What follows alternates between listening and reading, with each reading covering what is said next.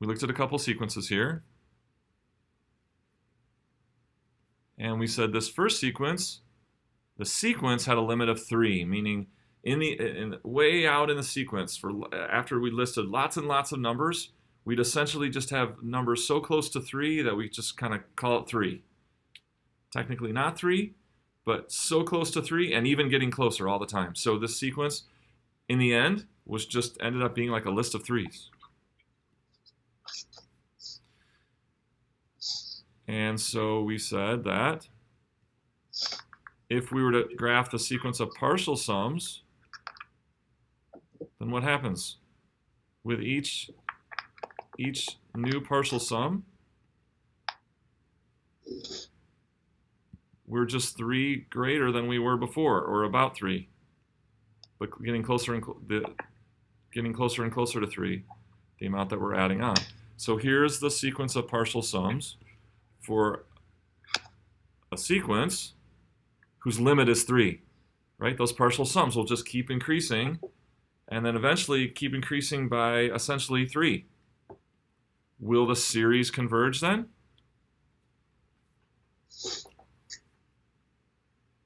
Meaning if we added all the terms of this sequence together, would we get a finite value? No, it's just going to keep increasing by 3. It's going to keep increasing by 3. With every partial sum, we're 3 higher than we were before, and then that's just going to keep going on forever. So adding up all the terms of the sequence, all infinitely many terms, it's just going to blow up. It's just going to keep increasing without bound. So it'll never converge on a particular sum. Now this one we said, what did we say in this one? We said, what was the limit of this sequence? 0. 0, right? So certainly the denominator will get big. And so then we said if the sequence converges to 0, then we could look at the partial sums. And so then with each partial sum on that one, these are red. With each partial sum, they're still increasing. The partial sums are increasing, but by a smaller and smaller amount each time. And that amount that it's increasing by is getting closer and closer to 0. So what about this one? Did this one converge or not? Remember from last time? We said it did, and we looked at the table of values, right? And so you can see these partial sums kind of leveling off, right? Leveling off, still increasing, but increasing by smaller and smaller and smaller amounts so that it will never eclipse a certain value, which is the sum of all of the terms of this. And we looked at the list of values, and we made the list of partial sums for that sequence. And what did we say? Each partial sum is an estimate for the sum of the whole series, right? And the longer the partial sum, the better the estimate. So we looked here at, say, like the 300th partial sum. That's the sum of the first 300 terms. And then we look at, say, the 400th partial sum, the sum of the first 400 terms. And then I showed you the sum of the first 3,000 terms here. And we see that this is not just blowing up, it's actually converging on a value so that if we were able to add up all infinitely many terms, we would get something like this, something like the value 3.443 we guessed.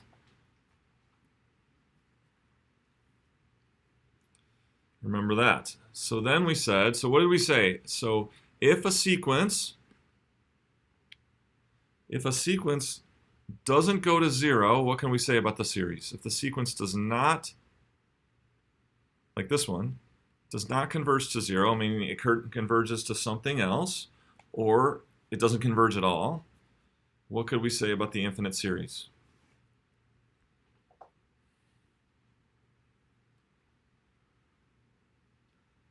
The series won't converge. It can't converge, right? It cannot converge. The only possible way that a series summing up an infinite number of numbers could converge is if the sequence does what? This one. Converges to 0. Converges to 0, right? The only fighting chance we have for a series to add up to a finite number would be if the values of the sequence approach 0.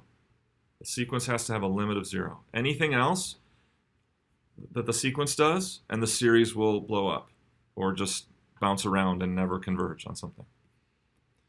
But then we said, if the sequence converges to 0, does that guarantee that the series will converge? No, we looked at what was called the harmonic series, 1 over j, or the p series with p equals to 1. And we looked at that one. And that's this black one. And so we said, yeah, the sequence is converging to 0, so it's increasing very slowly, but we proved that it can keep increasing forever. That because you have an infinite number of terms, you can show that you can always keep adding 1/2 by taking enough terms. And so if you can always keep adding a half, that will just go up. That will just go up indefinitely. So let's set say n equal to. So I'm going to show more terms here. So we see our red one still leveling off at our limiting value. But you see that black, that's the harmonic series. You see it's still going up, ever so slowly, but still going up. So pick any y value, pick 70, go up far enough in the sequence of partial sums, and this black graph of partial sums will eventually reach 70. Pick y equals 1,000. If you go far enough out, and you have to go very, very far out in the list of partial sums, and the harmonic series will eventually reach 1,000. Okay, this will keep going up. This will not level off, even though the sequence converges to 0. So what was the takeaway? If a sequence doesn't converge to 0, its associated series cannot converge. So I got a slide for this. So cute. Here we go. All right. So in order for a series to converge, what has to be true? What has to be true for a series to converge?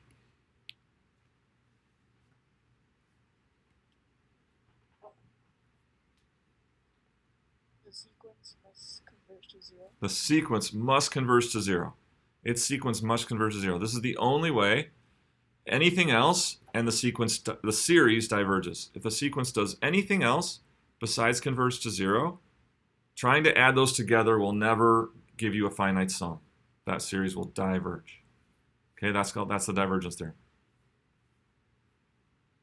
This is kind of the flip side of the divergence theorem. The divergence theorem says that if the sequence does not converge to 0, the series will not converge. But saying that in a different way, saying that exact same thing in a different way, is this. Okay, what about if the sequence converges to 0? Then what can we say about the series? If the sequence converges to 0, then what can we say about the series? The series may converge. It might not, depending on the sequence. Some sequences, they get to 0 fast enough so that when you add up all the terms, it levels off and gives you a finite sum. Some sequences converge to 0 but don't converge fast enough so that when you, like the harmonic series, so like when you add up all the terms, it just will get as big as you want it to get, and the series will not converge. Okay, what did we say the value of the infinite series is? So what is always the way to get the value of an infinite series? What's it the same as?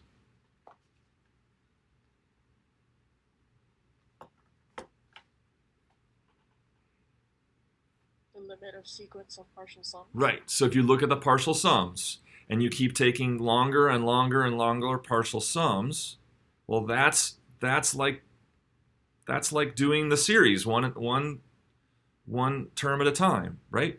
Looking at the sequence of partial sums is like building the series one term at a time.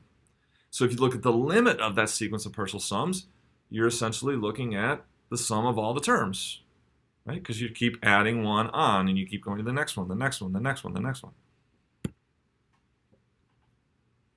Okay? How can we, so given this, and we will know today, we're going to talk about geometric series. And for geometric series, we can actually know exactly what the value of the series is. And that's the kind of the one case where we're going to come up with a formula to actually say, okay, this is what the sum of the series is.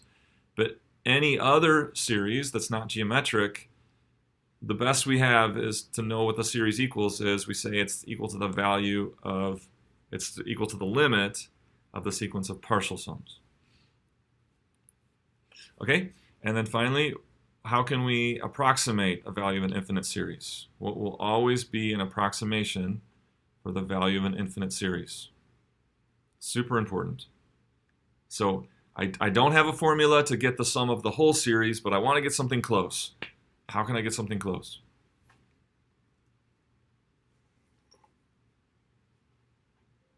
By taking a partial sum. Right.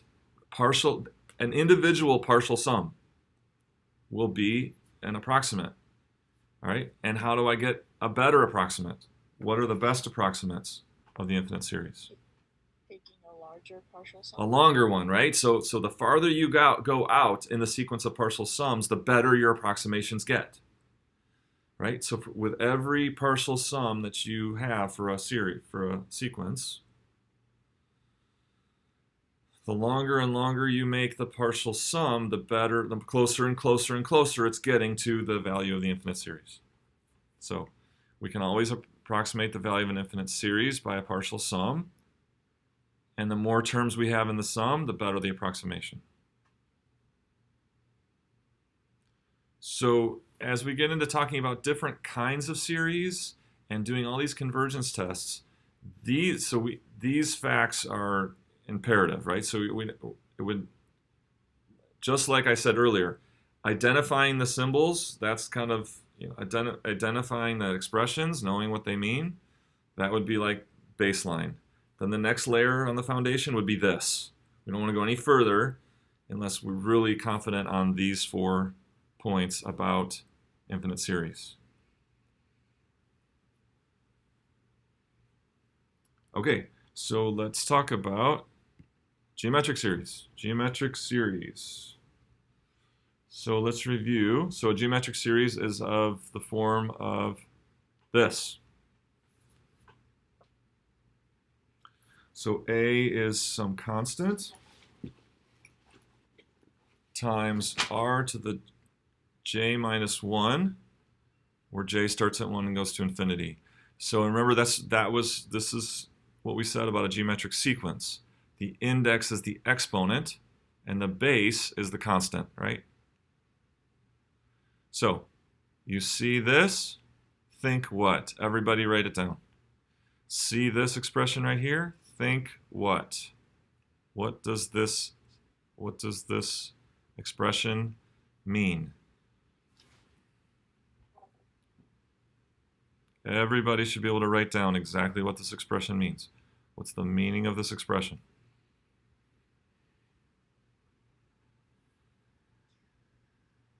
AR of 0, AR of AR1, like plus AR1 plus AR2, like a second grader, like addition problem, like it just keeps going on and on and on. Okay, so like he said, like in the second grader, it's an addition problem. Good, right? So we see that. We know, oh, this is an addition. This is addition. And how do we get the terms? What did you say the first term was, Nathan? AR0, which is really A. Right, so we get the first term by letting j be 1. So AR to the 0, which is equal to A. And then to get the next term in the sum, we let j equals 2. So we get j equals 2, AR. And if j equals 3, we get AR squared. And then when j equals 4, we get AR cubed. And on and on and on. Okay, so when I charged you with writing what this meant, if you didn't write this or couldn't write this, then you are behind. Okay, you need to get caught up to speed, right? An infinite series means summing up the terms of the sequence. So it's a big long addition problem, and you get those terms, of the sequence by letting j be 1, then j be 2, j be 3, j be 4, etc.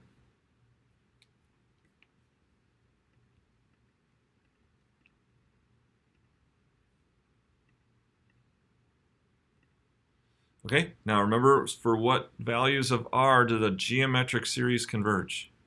Remember, what were the values of r that we found a geometric series converged? The series now, the list, right? So if we just had the list,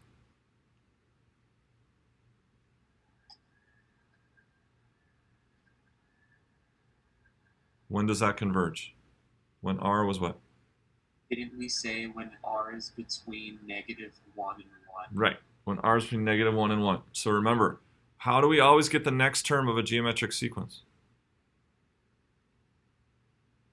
What's increase the exponent by 1. Okay, but what is that doing? What are we doing to get the next? Oh, multiplying by another r. Right, so you always multiply by r to get the next one. So if r is a fractional value, right, something between -1 and 1, like 0.8, then you're always taking like a percentage or a fraction of what you had before. And so therefore, when you keep chopping something down by a half or by a third or by 3/4 or whatever it is, you keep multiplying by a fraction, eventually that will get small. That will converge to 0. But if it's greater than 1 or greater than -1, it's going to blow up, right? Because you're going to be multiplying by 2 each time or multiplying by 1.5 each time. Well, those values are getting bigger, right? So it should make sense that we're multiplying by a fraction each time. That's going to keep cutting the value down. And so that sequence will converge to 0.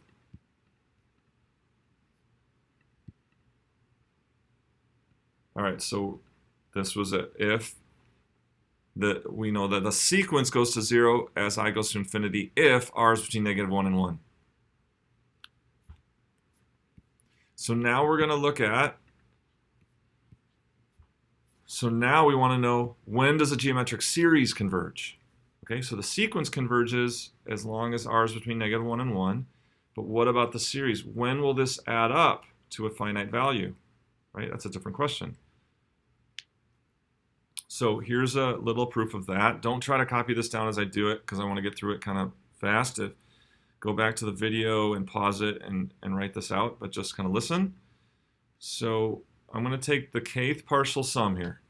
All right, the kth partial sum is the sum of the first k terms. I'm going to multiply that by r. Okay, and you say, well, why do you do that? Well, because it works. Okay, it works. All right.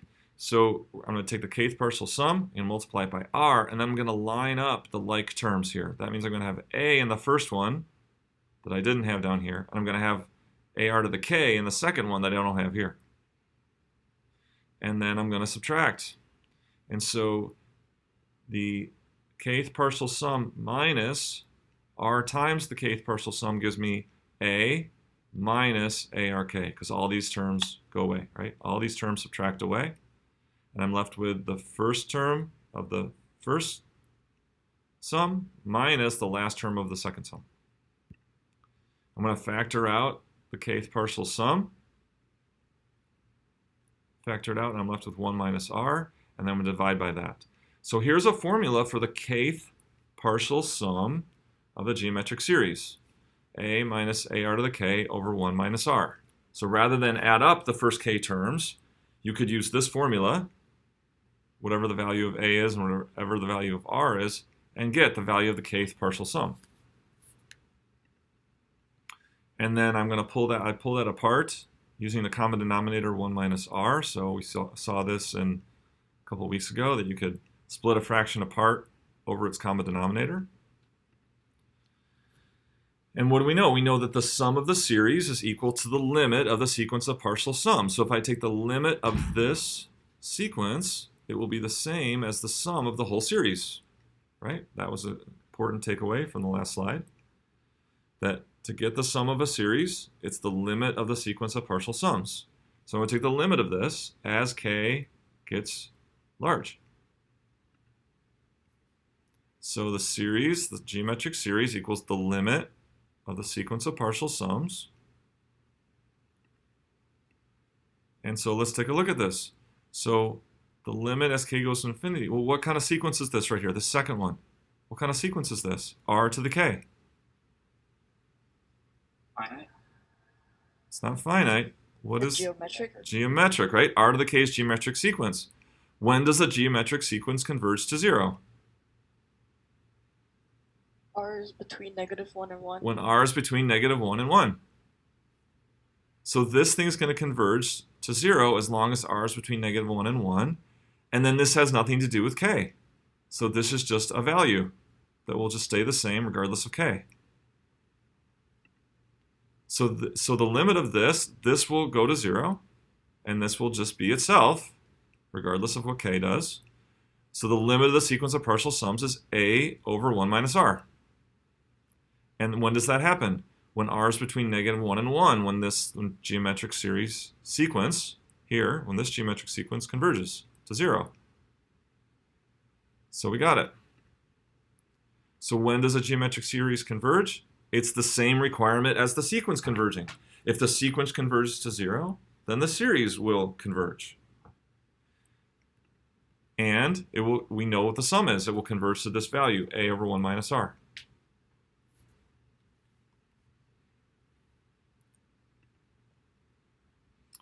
All right, so just one more time. So now a geometric series converges whenever the sequence converges. If the sequence converges to 0, r between -1 and 1, the series will also converge. And now we know it, and we know the sum that it will converge to, whatever this coefficient is, over 1 minus our base, r. So remember the turtle. Remember the turtle. The turtle walked half the yard the first day, a quarter on the second day, an eighth of the yard on the third day, etc. So we want to express that as a series. Express that as a series. So what do we want? We want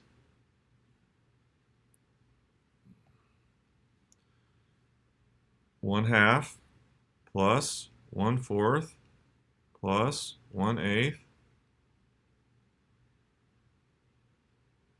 That would be expressing this thing as a series. So how can I do that? I want j to start at 1 to infinity. And when j is 1, I want to get 1/2. And when j is 2, I want to get 1/4. And when j is 3, I want to get 1/8. What is my expression, my sequence that will generate that sum? 1 over 2 to the power of j. She wants 1 over 2 to the j. The rest of you agree with that? Yes. Yes. Look at that. All right, so when j is 2, 1/4. When j is 3, 1/8. When j is 4, 1/16. It works. Okay, what kind of series is that?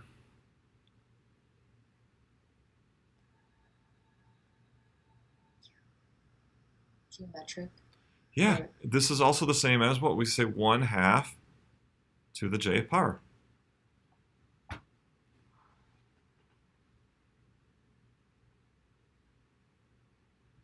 Okay, so here's the deal with that though. So we can't use our formula yet until we make it look exactly like this. We need it to look like this. J equals 1, a times r to the j minus 1. So we don't have it quite looking like that yet. So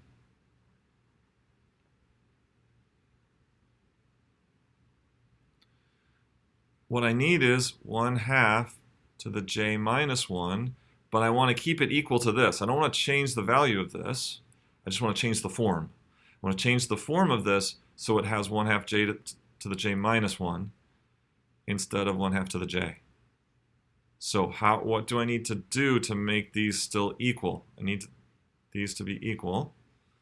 Multiplied by 1. Would you throw another half in there? Okay, look, so if we know what the exponent means, right? If you know what the exponent means, it means multiply j 1/2s together, right? Well, how many halves do I have multiplied together here compared to that? 1 less. I have one less number of 1/2s multiplied together, right? Of j minus 1. I need j. So how many more do I need? I need one more, right? So now I still have my j 1/2 multiplied together. It's just split up into 1 1/2 and j minus 1 1/2. That makes a total of j 1/2 multiplied together. And now it looks like this. So what's my value of a?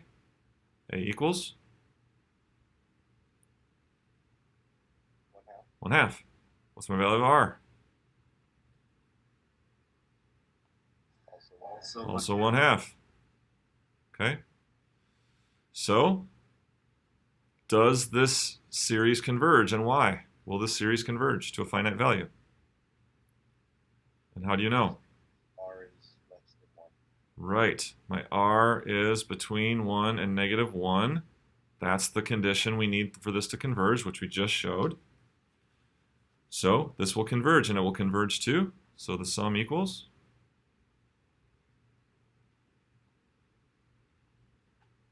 a over 1 minus r, which is 1/2 over 1 minus 1/2, which is 1/2 over 1/2, which is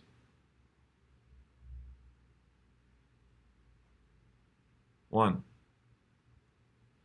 So we ask the question, will the turtle ever make it across all the way across the lawn? He starts by going half the lawn's length, then a quarter of the lawn's length, then an eighth, then a 16th, and what do we find the value of that sum is? 1 whole lawn length. Does the turtle make it? Yes. The turtle makes it as long as he walks an infinite number of days. Right? He's got to walk an infinite number of days, and he makes it. Because that's the sum of the series. As soon as he stops and you have a partial sum, he won't be there yet, right?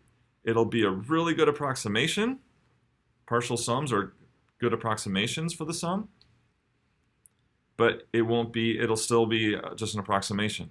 So, but if he walks an infinite number of days, this says that he does make it 1 whole lawn length. Or in other words, the sum of this series, all of the terms, equals 1.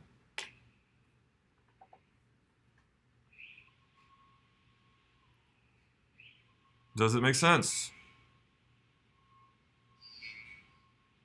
Any questions? Okay, let's look at another example of a geometric series. Can I erase this? Are we good?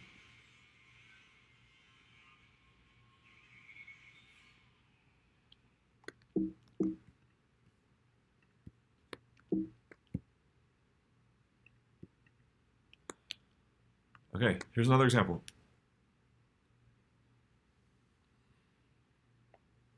So here we have another example, more complicated. -3 to the I plus 2, 5 times 4 to the I minus 2.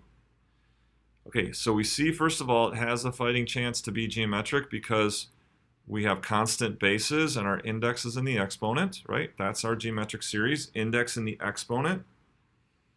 But what we need, again, we need this to look like AR to the, in this case, I minus 1. So we need something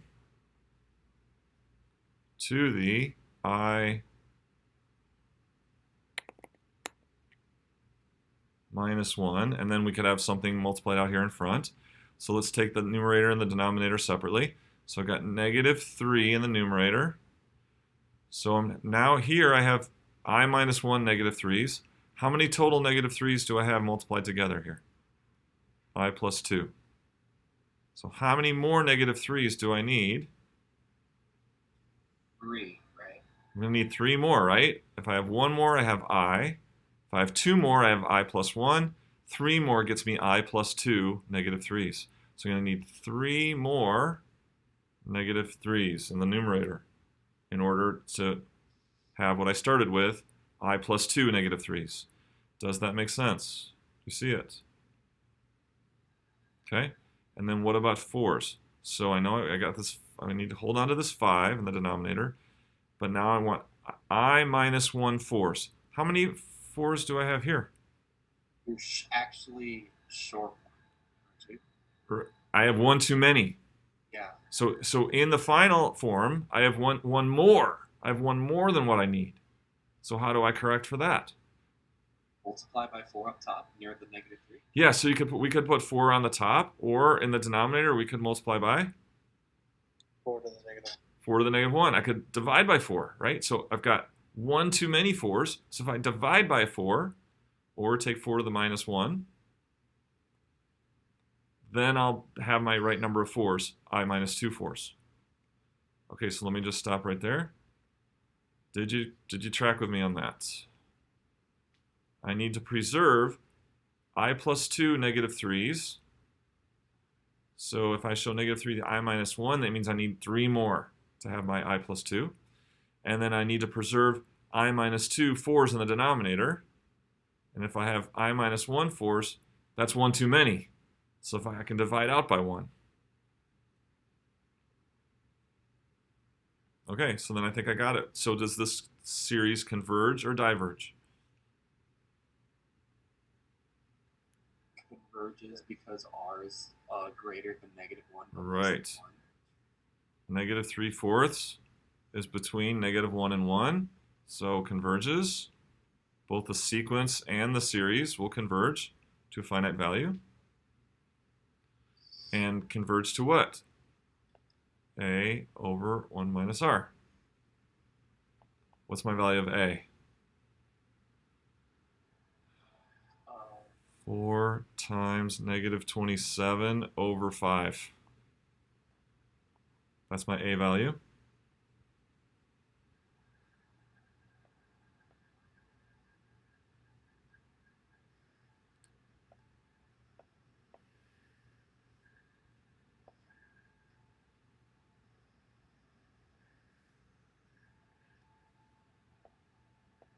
And what is, so then we're going to do a over 1 minus negative 3/4.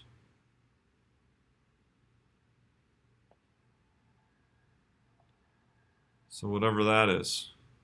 4 times negative 27, negative 108. Times, this is what? 7/4 times 7/4 over 5. And I think 4 goes into negative 108. Oh, we could just divide up those 4. So we're back to negative 27 again. Negative 27 times 7 over 5. Whatever that is.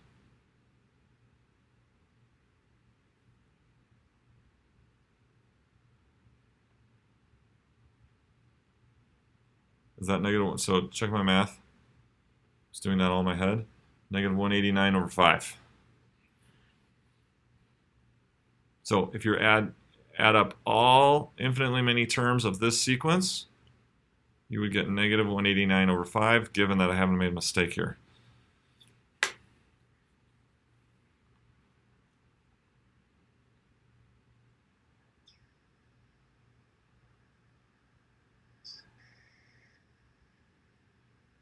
Professor, I got negative 432 over 3. Yeah, I think this is wrong, right? Should this be 4/7 instead Yeah, of it should 7/4? be Okay. Don't hesitate. Don't hesitate to tell me.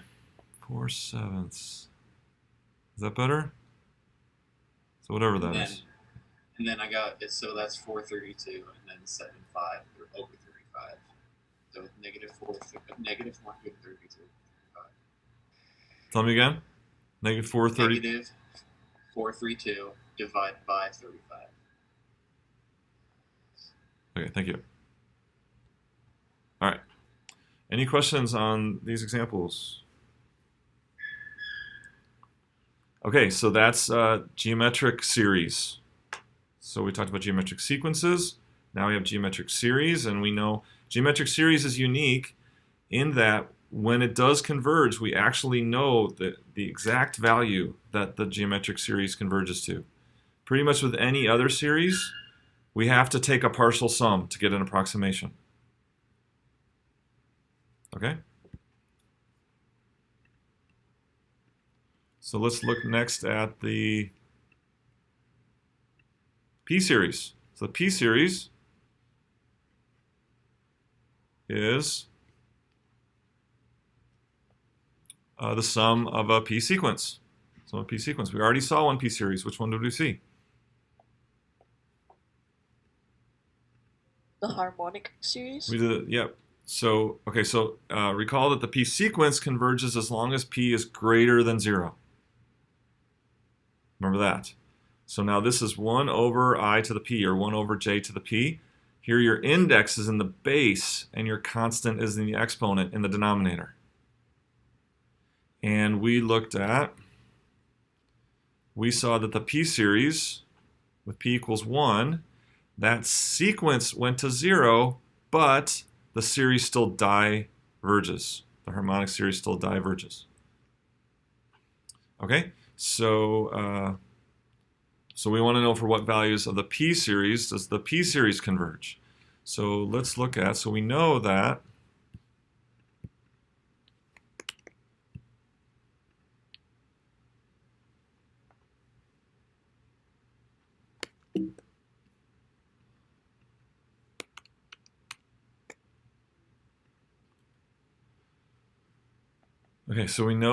the harmonic series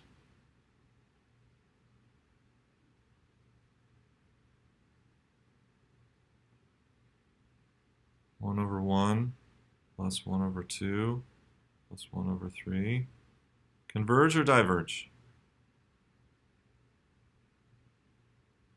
Diverge? This one diverges, right? So J, when P equals 1, diverges. All right, so let's look at P equals 1/2, or 1 over square root.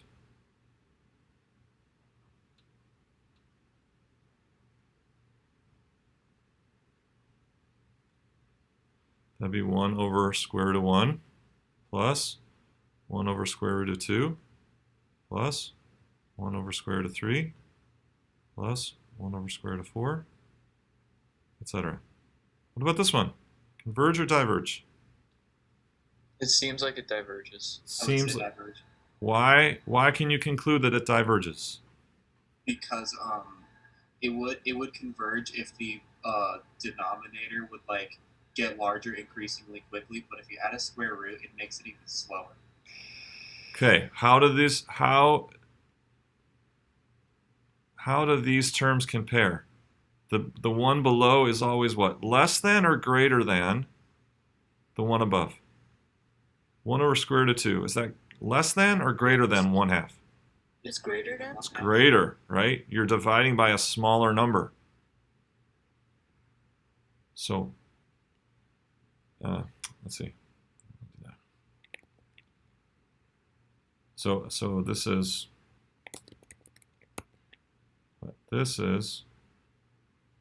greater than 1/2. And this one is greater than 1/3. And this one is greater than 1/4. So what's the conclusion? I have a series that diverges. And now I have a series that I'm comparing to that. Every term in this series is greater than the terms of the series that diverges. So what's the conclusion? Diverges as well. Yeah, so this is the idea of comparison. Did you know no?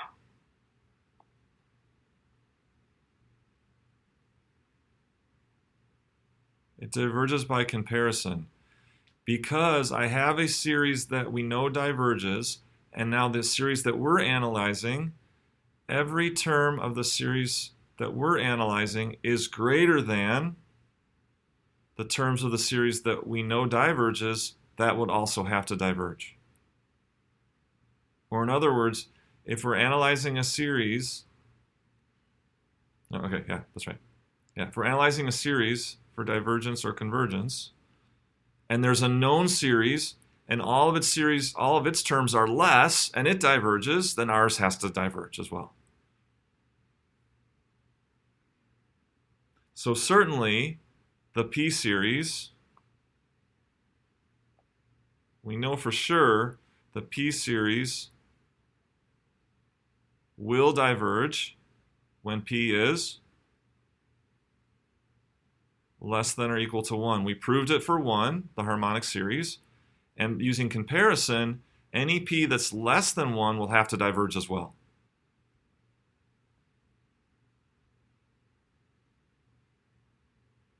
Okay? And then we don't have time to prove it, but the P series, in fact, 1 is the breaking point. And again, so we only have time for so much to show. As long as P is greater than 1, so 1 is the dividing point. 1 is the value where it diverges, but then as long as you're a little bit greater than 1, then this thing will get to 0 fast enough to converge. Okay, again, I didn't show it. I just proved it. So I'm going to talk about one more comparison example. But this is the conclusion for the P series. It diverges, the series diverges as long as P is 1 or less, and it will converge for P greater than 1. Now don't confuse that with the P sequence. When does the P sequence converge? The list. The list converges when P is greater than 0. As long as the denominator gets infinitely big, the sequence converges. But then there's a matter of the sequence converging fast enough for the series to converge. When P is less than or equal to 1, or between 0 and 1, the sequence converges, but the series will diverge because the sequence doesn't converge fast enough to 0. But then when P is greater than 1, then the P series will converge. The sequence will converge fast enough to 0 in order for the series adding up the terms to converge. So I have a question really quick. I see where we got that when P is less than or equal to 1, the P series will diverge, but how do we know that the P series will converge? I didn't show. Okay. We didn't show it. I'm just telling you. Sorry. That's okay. Yeah, there's a proof. It uses an integral. We just didn't show it. So just one more quick comparison example. And then again, your quiz again tonight, you have till midnight to finish it.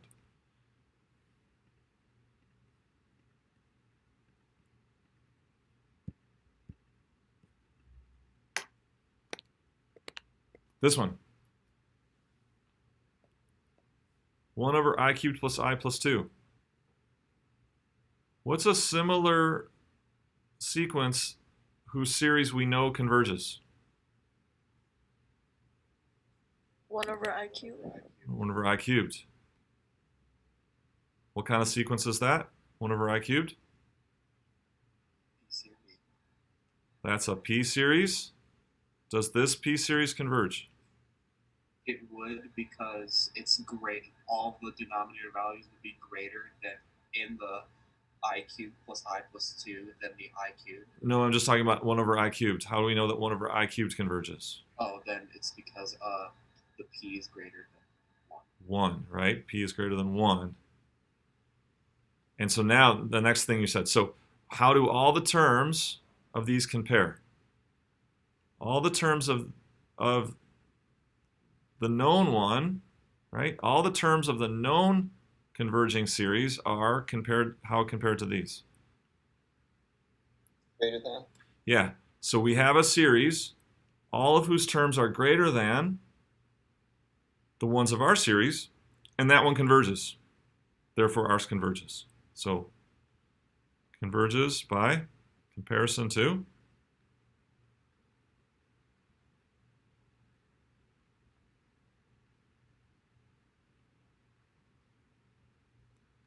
all of the terms in our series are less than all of the terms in a series that we know converges. Therefore, ours converges. Does that make sense?